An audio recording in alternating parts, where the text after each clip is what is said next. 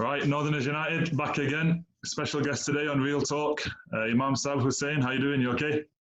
Alhamdulillah, how about yourself, man? You okay? Alhamdulillah, not too bad. Can't complain. But yeah, friend of the infamous Sadio Mane. Doing a lot of good work in his home country, Senegal. Yeah, man. Just thought I'd get you on today. We'll talk about, obviously, with Ramadan coming up, how Yeah, we can make the most of an unusual one.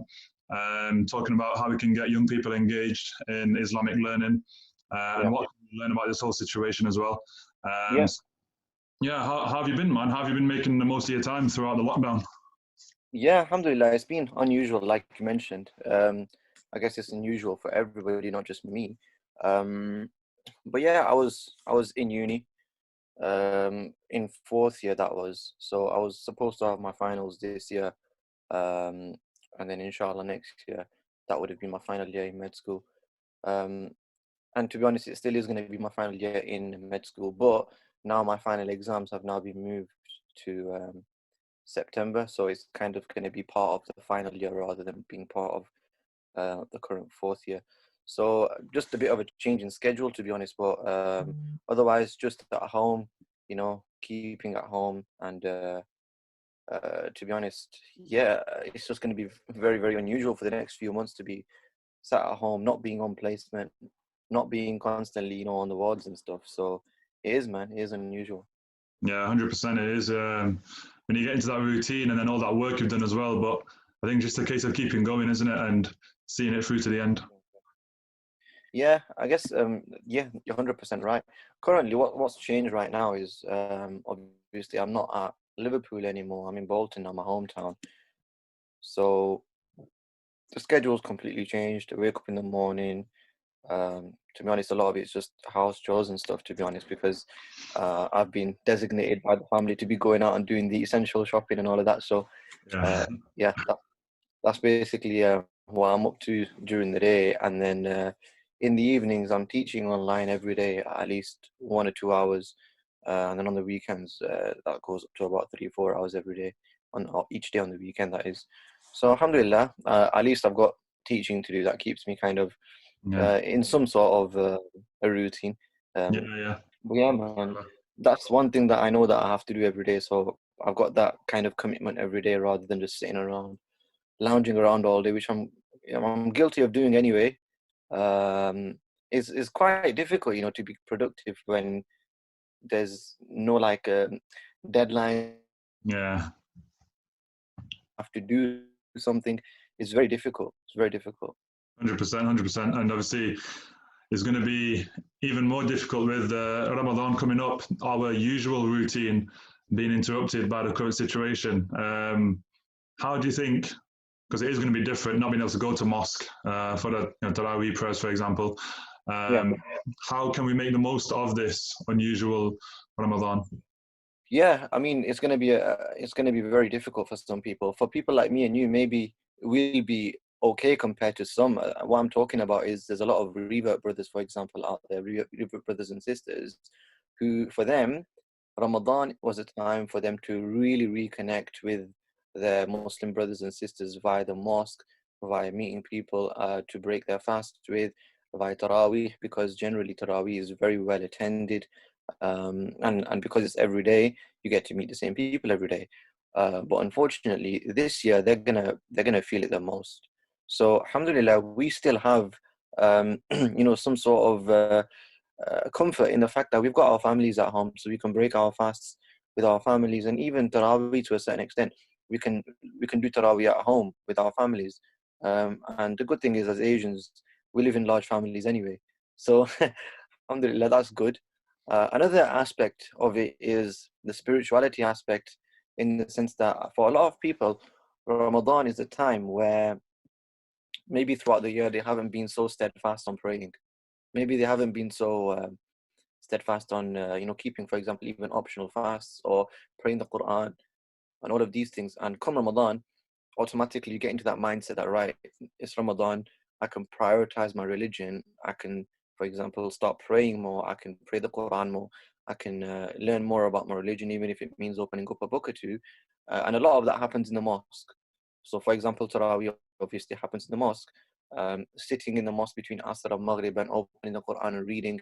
That also happens in the mosque for a lot of brothers, because I see it in my local mosque as well.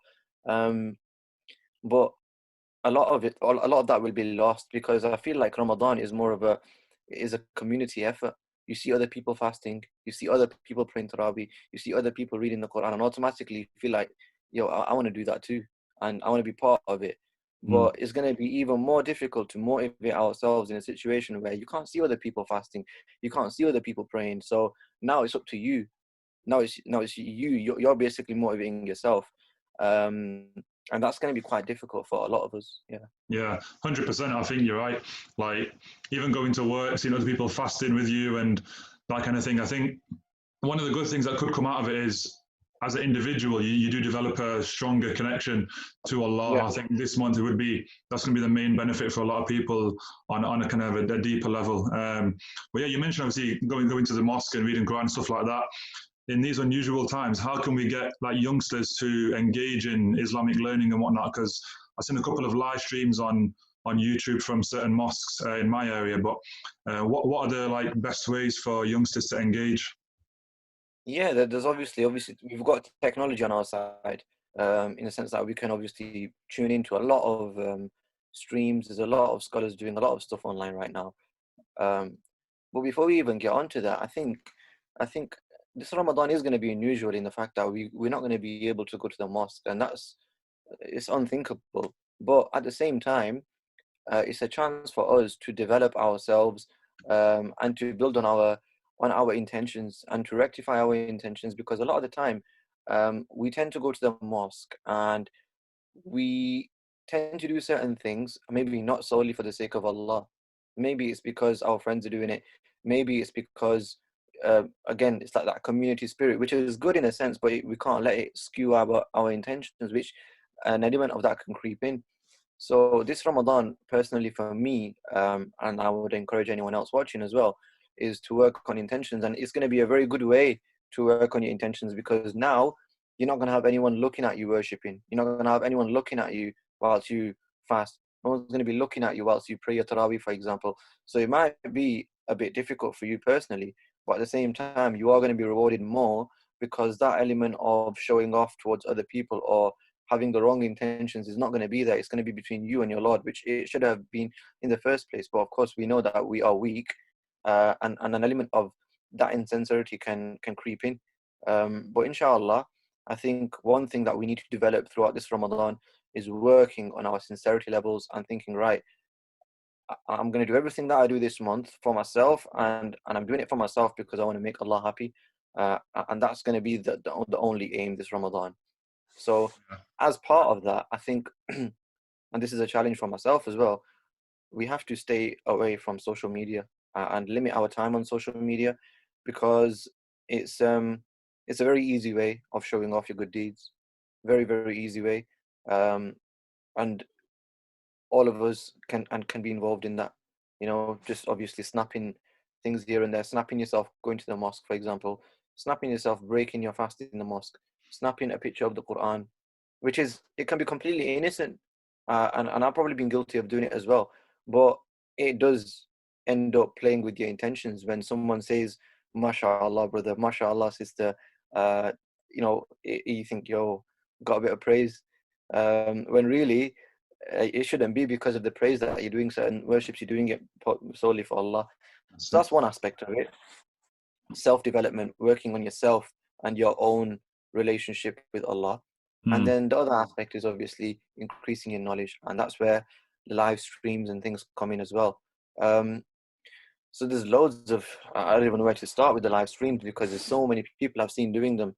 Um, Even the traditional scholars who, before this lockdown happened, wouldn't even go near a camera, and things like that. They've understood, and they've realized the need for technology, and the need for going online and using that avenue to spread knowledge. So there's a vast kind of there's vast resources available online for us to go, and literally there's so many courses. Al Maghrib, we know of. There's even individuals like Sheikh Hasib Noor are doing it. One of my friends, Ustad Shabir Hassan, he's doing a lot of teaching online. So There's so much, honestly. There's so much. So obviously, with being locked up for the last 3 weeks, what can we kind of take from this situation? You know, moving forward and implement into our lives in a from an Islamic kind of perspective. Yeah, I mean, there's quite a few lessons, to be honest. Um, we tend to think that we can plan our lives exactly to the T how we want it to, how we want things to go. Um, and every one of us tends to think that, oh, this is going to happen, and that's going to happen, and then this is going to be my end goal, and I'm definitely going to get it. I mean, what can stop me? Everything seems to be in place. I've got a job. I've got this much money. I've got all the resources that I need to reach my end goal, my end target, and I've got the time to do it. Nothing can go wrong. And then Allah sends something so small that you can't even see it, and it ends up disrupting your entire plan. And we know how much the economy's fallen. We know how many people have been affected with their jobs being lost. You could have been on 100 grand job, but now you're probably on furlough, which is a maximum of £2,500 a month. So imagine if you were living a lifestyle where, for example, you were living in accordance to how much you were earning, let's say £100,000, and now you've had to slash that completely. All of your plans are going to go down the drain. None of them are going to bear any fruit because you didn't anticipate that. So I guess it's a lesson. That's one lesson to learn, that no matter what happens, you're not the one in charge. Allah's the one in charge. And if you remember that all the time and you're constantly thinking about that, then no matter what happens, it'll be very easy for you to adapt. And you'll understand that these things happen because Allah wants them to happen, and you'll accept it much quicker. Whereas if you're one of those people that you don't maybe think of Allah as much, maybe you think that your life, you're the one in control and you do everything yourself, and Allah isn't even in the equation in your mind, then when these things happen and these trials, these tribulations, difficulties come into your life, then there's going to be an element, a huge element of frustration, anger, anxiety. All of these things will affect you.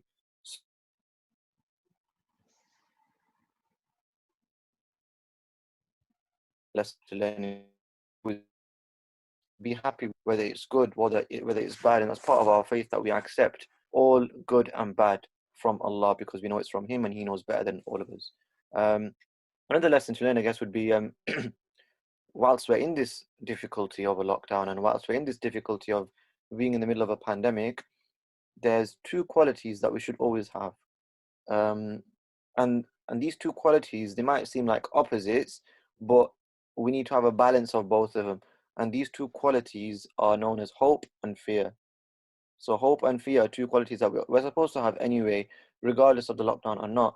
But the importance of these two qualities is amplified in such situations. So in Arabic, it's called bain al-khawfi wa raja, having the middle path between al-khawf, which means fear, and al-raja, which means hope. Some people have too much khawf in the sense that they think everything is a punishment. For example, oh, this lockdown, this pandemic, this plague is a punishment because we've been the worst people and Allah is punishing us all. Okay? Um, and having khawf is a good thing. We're meant to fear Allah all the time, but this is going beyond the limits. We're not supposed to think of Allah as someone who is always, angry, someone who is always going to punish you, someone who's always after you, kind of thing.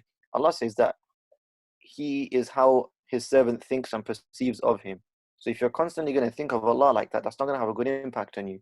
So this is why bain al-khawfi wa raja, you're meant to have that. You're meant to have hope in Allah as well. And by having hope in Allah, we mean like we know that He sent something our way, we take it as a test, we learn from it, we become better people, we improve we get rid of our bad habits, we make new good habits, and we learn from the problems that Allah has sent our way. And we have hope in Him in general. And we think, this pandemic has happened, but we have hope and we have faith in Allah, because if He is the one that sent this disease, then of course He is the maker of everything, and He's also got the cure to it as well. So a balance between al-khawf and al-raja is very important in these times. And you see all sorts online, like, oh, like I mentioned earlier, this whole thing's a punishment, this whole thing, qiyam is coming, all of the Muslims are bad, it's because everyone in the world is bad. there's no doubt that there's bad people in the world and there's good people in the world, but we can't label everyone as being punished. You can't play God in this situation, if you understand what I mean. That's it. No, yeah, 100%. I think you have to use those principles and understand the bigger picture and know that what's happening is for a reason and there's positives to take out of it. And believers, they take positives out of the situation no matter what's going on. Exactly. And that's the make of a true believer. But yeah, any final thoughts to finish on? Yeah, just what you just said there, being optimistic and being optimistic. Being optimistic was actually a sunnah of the Prophet sallallahu alaihi wasallam. He was always optimistic no matter what happened, and considering that he went through trials and tribulation much worse than the current pandemic, um, personally in his personal life. So none of us can imagine losing our own children or losing even one child. Prophet sallallahu alaihi wasallam lost multiple of his children, um, and then keeping in mind he was born without a father. His father died before he was born, and then he lost his mother at the small age of like 6 years old. He was raised an orphan. He was chased out of his hometown by his people after he started spreading the message of Islam. Um, so many other things happened to him. He was poisoned. People did black magic on him. And despite all of this, it comes in the description and the shama'il of the Prophet sallallahu alaihi wasallam. It's described that he was always da'imat tabassum. Da'imat tabassum means he was always smiling. So imagine if someone like our Prophet sallallahu alaihi wasallam, who's been through all of these, you come and think about how much hurt it would have caused him, all of these things, and yet he was always constantly smiling towards other people and wasn't showing any kind of signs of frustration or displeasure towards Allah despite what had happened to him. Then surely that's a lesson for us as well. So I'm sure we can all, endure the small difficulty of being indoors with our families, in luxury, with heating, with food, with drink, and just stay indoors, isn't it? And at the same time, be optimistic. That's it. We'll end on that. That's it, guys. Smile because it's Sunnah. That's a good lasting message to go out on. But yeah, guys, Hussein, thank you for coming on. We really do appreciate it. Jazakallah. No problem, bro. Inshallah, you and your family stay safe. But yeah, no, that's another one done. Like, comment, subscribe. We'll see you next time, inshallah. Take care. Bye bye. Inshallah. Assalamu alaikum. Salam.